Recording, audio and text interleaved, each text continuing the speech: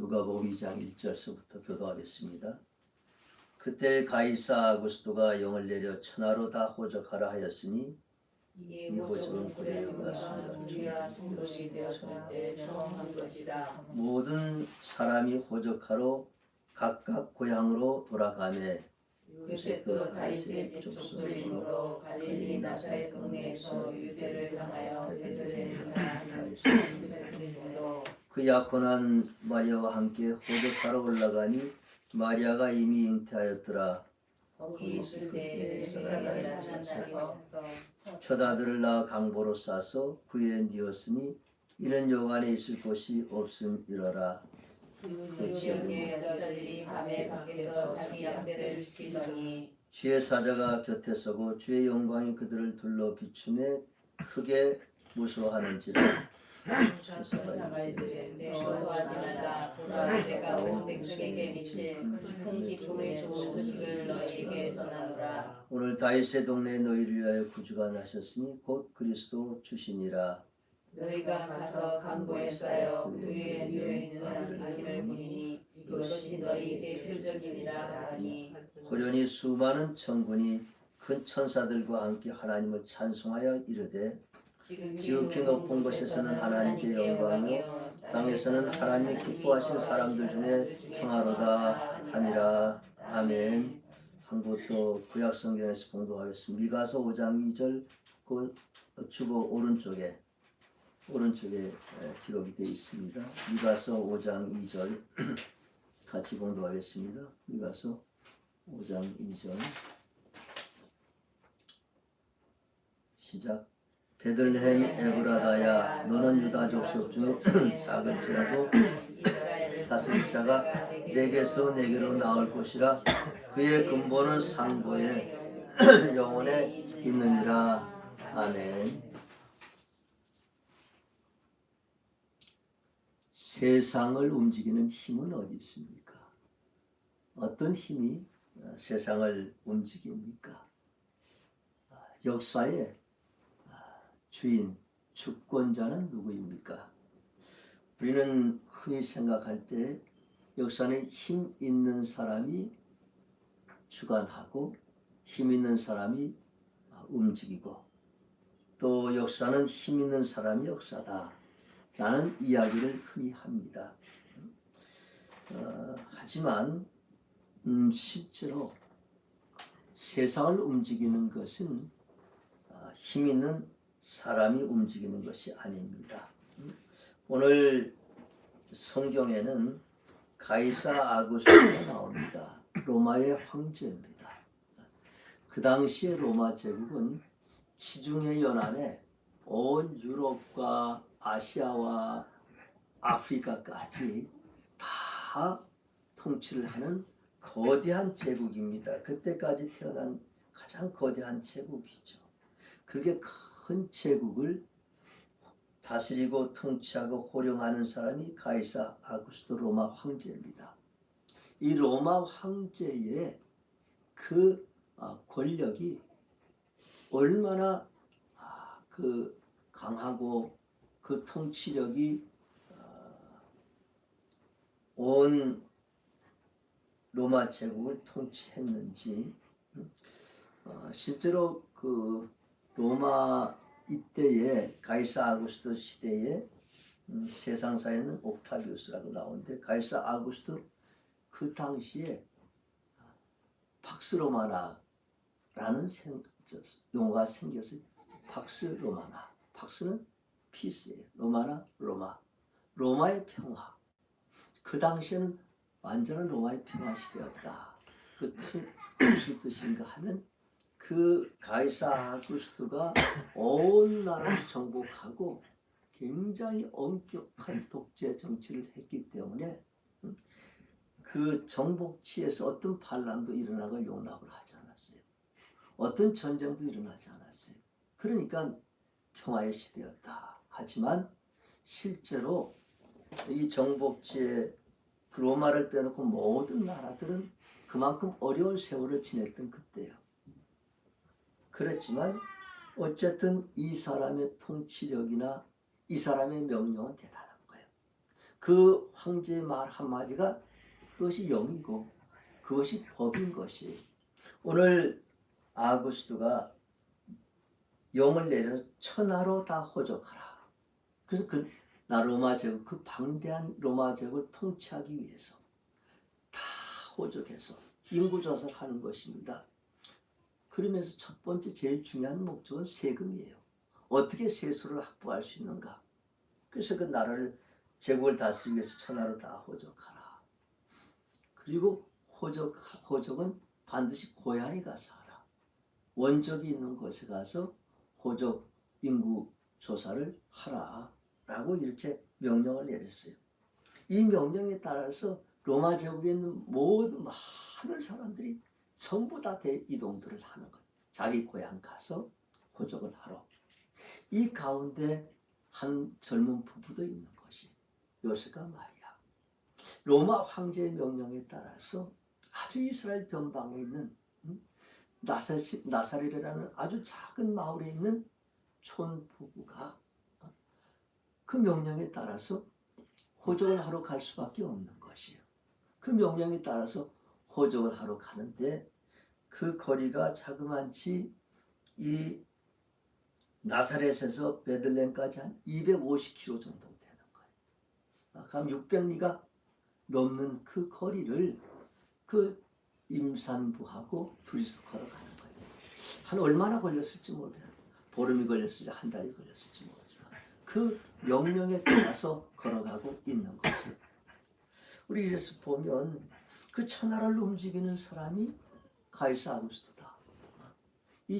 그 당시 역사를 주관하는 사람은 가이사 아구스토고, 이 두 사람은 아무런 힘도 없는 사람, 그 명령에 따라서 갈 수밖에 없는 사람들이에요. 우리가 현상적으로 보면은 로마의 황제가 세상을 다 움직이는 것 같아요. 그렇지만 어떻습니까? 실제로는 보이지 않는 힘에 의해서 세상이 움직여져 나가는 것이. 오늘 미가서 5장 2절 말씀을 봉독했어요. 미가서 5장 2절에는 이렇게 기록이 되어 있어요. 베들레헴 에브라다야, 너는 유다 족속 중에 작을지라도 이스라엘을 다스린 자가 내게서 내게로 나올 것이라. 그는 그의 근본은 상고의 영원에 있느니라. 그 베들레헴 에브라다에서 메시아가 탄생할 것이고, 그 다윗의 동네에서 메시아가 탄생할 것이고, 거기에서 그 메시아가 태어나서 내게로 나올 것이고, 그의 근본은 상고의 영원에 언제부터 계시는 그분이 거기서 태어나실 것이다. 그분이 하나님이시고, 그분이 하나님의 아들이시고, 그분이 메시아시고, 그분이 세상을 통치하실 것이고 베들레헴에 태어나신 것이다. 이것은 650여 년 전에 미가 선지자를 통해서 하나님이 예언하신 것이. 하나님이 예언하신 건 하나님 말씀이에요. 하나님이 미가 선지자를 통해서 예언하시고 하나님 말씀이고 하나님이 약속의 말씀인 것이에요. 하나님은 인생이 아니시기에 시건하지 않으셔요. 말을 바꾸지 않으신 분이에요. 반드시 약속을 지키신 하나님이십니다. 하나님이 약속한 이 약속을 지키셔야 돼요. 그러면 이 예수님이 베들레헴에 태어나야 되는 것이. 그 요셉과 마리아가 베들레헴으로 가서 거기서 출산을 해야 되는 것이. 오늘 우리가 현상을 보면 로마 황제에 의해서 이 모든 것이 이루어져 나가는 것이죠. 명령에 따라서 호적을 하러 가는 것 같지만 실제로는 하나님께서 로마 황제를 움직이시는 거예요. 하나님은 하나님의 섭리가 있는 거예요. 하나님의 섭리를 이루시기 위해서 하나님께서 로마 황제를 움직여서서 황제의 명에 따라서 요셉과 마리아가 베들레헴으로 가게 되는 것입니다. 현상을 보면은 힘 있는 자가, 세상의 황제가 세상을 움직이고 역사를 주관하는 것 같지만 그 이면의 역사를 주관하신 분 하나님이시. 보이지 않는 하나님의 힘이 세상을 움직여 나가는 것입니다. 우리는 인생을 살아가면서 내가 이 터널을 지나가는데 왜 이 터널을 지나가는지 알지 못하고 터널을 지나갈 때가 있어요. 우리는 세상을 살아가면서 어려움에 처하고 대적을 만나기도 하고 힘들 때도 있고, 그럴 때에 왜 이 과정을 통과해야 되는지를 모르고 갈 때도 있는 것입니다. 그렇지만 하나님은 저와 여러분의 하나님이십니다. 하나님은 택하신 하나님의 사람들을 향한 하나님의 섭리가 계셔요. 우리는 하나님의 섭리를 인정을 하고 하나님의 섭리 가운데 살아가는 사람들이에요. 그러니까 오늘 내가 이해할 수 없는 것도 하나님의 섭리 안에서 이루어지는 것입니다. 로마서 8장 28절은 하나님을 사랑하는 자, 곧 그 뜻대로 부르심을 입은 자들에게는 모든 것이 합력하여 선을 이루니라. 아멘. 하나님은 우리가 지금 가는 길을 우리는 알지 못하지만 하나님을 사랑하는 사람들에서 그 상관 하나님께서 합력하여 선을 이루십니다.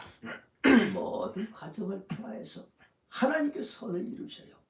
하나님께서 요셉과 마리아를 통해서 선을 이루시는 것이, 하나님께서 요셉과 마리아를 통해서 예수 그리스도가 베들레헴에 탄생하게 하시고 하나님 약속의 말씀을 이루시고 그곳에서 예수 그리스도가 탄생하시고 하나님의 역사가 그곳에서부터 일어나는 것입니다.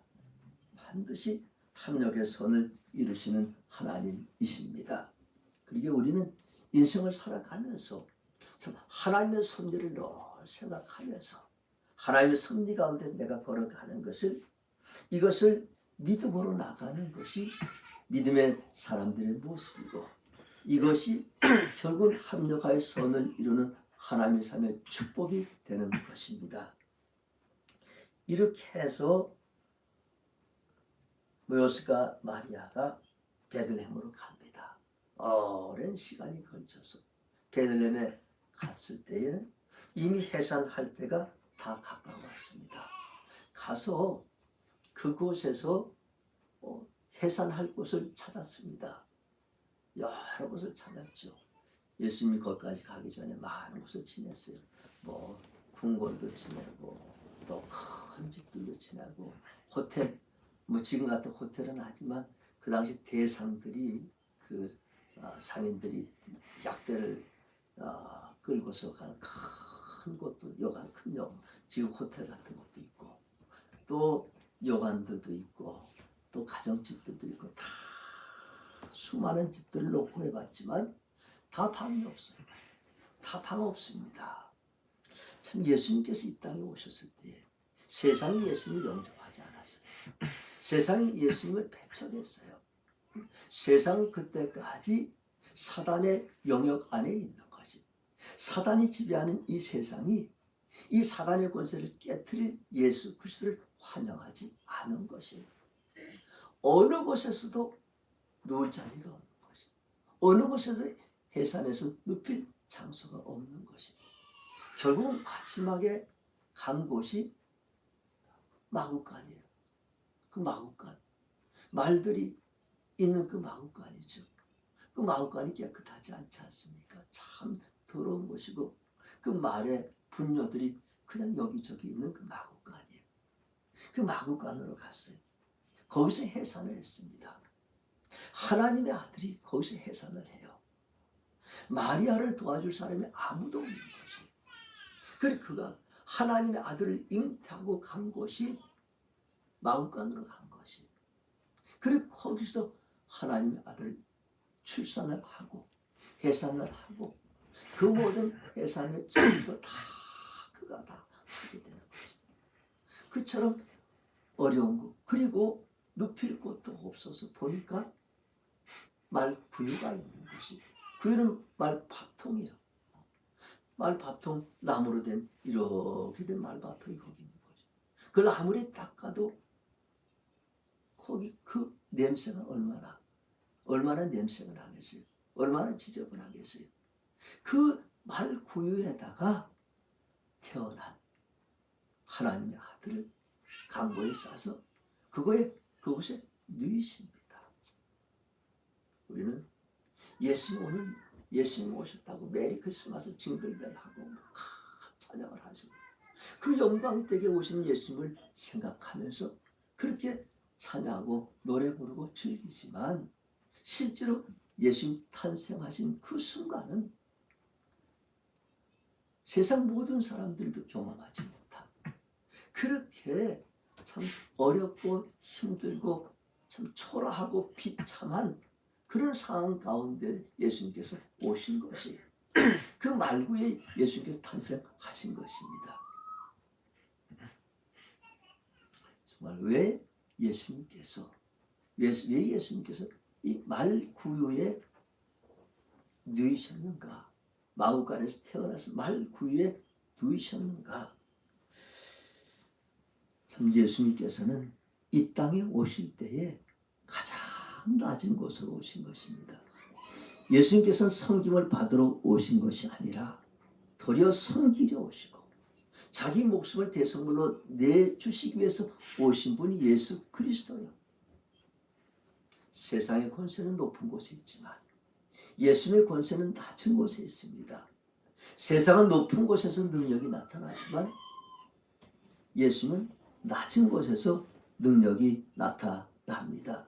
세상은 높은 곳에서 모든 것을 가지려고 하지만 예수님은 낮은 곳에서 모든 것을 주시기 위해서 오신 분이 예수 그리스도시요. 가장 낮은 곳, 더 이상 낮은 곳, 낮아질 데가 없는 그곳에서 다 위에 있는 사람들을 주며 섬기는 이런 삶이 예수 그리스도의 삶이에요. 그를 위해서 예수님께서 오신 것입니다. 가장 낮은 곳에. 그렇지만 가장 낮은 곳에 예수님께서 오셨을 때 이것은 예수님께서 낮은 사람들을 위해서 오셨어요. 예수님 높은 사람들을 위해서 낮은 사람들을 오셔서 낮은 사람들부터 섬기고 변화시켜서 그들로 인해서 하나님 나라를 이뤄나가시는 것이 마구과 말구유가 예수님께서 그곳에 오심으로 해서 그곳이 변화가 돼요. 그곳에 하나님의 영광이 그곳에 천군 천사가 나타나게 되는 거예요. 오늘 만약에 말구유를 발견했다. 예수님께서 탄생했던 말구유가 지금 나타났다 그러면 온 세상이 다 시끌벅적할 거예요.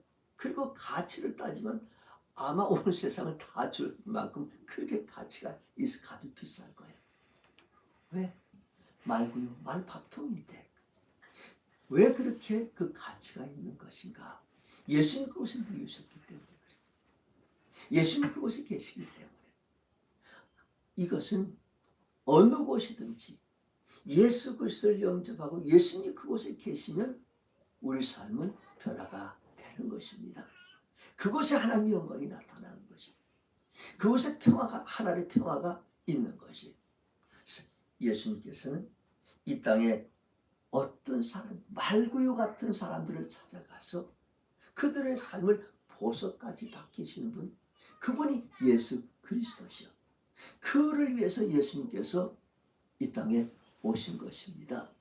실제로 우리가 성경을 통해서 보면 말구유 같은 사람들이 세리였던 마태가 예수님의 제자가 되고 성경을 기록하고 막달라 마리아 7 귀신 들렸던 그 막달라 마리아가 예수님 만나고 예수님께서 그의 삶에 들어갔을 때 그가 변화되어서 끝까지 예수 그리스도를 예수의 십자가 부활을 목격하고 십자가 부활의 증인에서 성자가 되고 어제 우리 말씀했던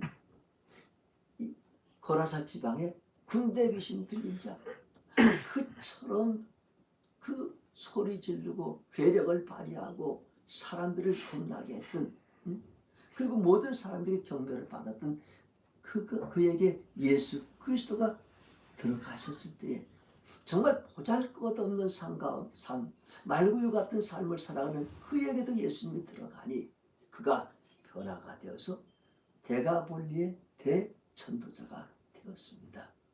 이처럼 예수님이 이 땅에 오신 목적이 낮은 자를 위해서, 어떤 아무리 낮은 자도 예수 그리스도만 영접하면 이처럼 다 변화될 것을 오늘 우리에게 말씀하시는 것이, 물론 높은 사람들을 위해서도 오시지 않은 건 아니에요. 그렇지만 그와 같은 낮은 자의 마음, 낮은 자의 삶을 사는 사람들, 오늘 성경의 목자들도 역시 마찬가지입니다. 이 목자들에게 제일 먼저 이 예수 그리스도의 탄생의 소식이 목자들에게 들려왔어요. 목자들은 유대인들이 제일 경멸했던 사람, 직업이 목자야. 이 사람들은 들에서 양을 치는데 먹이를, 양의 꼴을 찾아서 다니다가 보면 국경이 없어요. 여기 국경이 있는지 없는지 모르고 그냥 이방 땅도 왔다 갔다 해요. 먹을 것만 있으면, 아니 여기가 국경인데 저쪽에 있다고 해서 여기 안 넘어갑니까? 그 풀들이 저쪽에서 다 끌고 이스라엘과 이방 사이를 넘나드는 그런 사람들이니까 상당히 경멸하죠. 또 짐승을 다루다가 보니까 그냥 짐승을 죽이고 시체를 만지고 가죽을 만지고, 우리 역사적으로 어느 나라든지 시체를 가죽을 만지는 직업은 다 천한 직업이에요. 그리고 또 안식일도 잘 못 지켜. 그 들에서 양 치는데 언제 양은 누구한테 맡기고 안식일을 회당에 갑니까? 가장 경멸했던 직업들이에요. 그 가장 그 당시에 그 베들레헴 근처에 가장 낮은 사람들이 목자들이에요. 그 목자들에게 천사가 나타나서 전하는 것이요, 오늘 다윗의 동네 너희를 구주가 나셨니 곧 그리스도 주시니라. 아멘. 예수 그리스도가 탄생하신다는 거예요. 예수님이 그리스도 메시아로 탄생한, 이제 메시아가 탄생하셨다는 메시아 탄생의 소식을 제일 먼저 들은 사람들이 목자예요. 목자에 가서, 그리고 이 제일 먼저 예수님을 가서 경배한 사람들이 목자예요. 제일 먼저 예수님 탄생할 때에 가서 예수를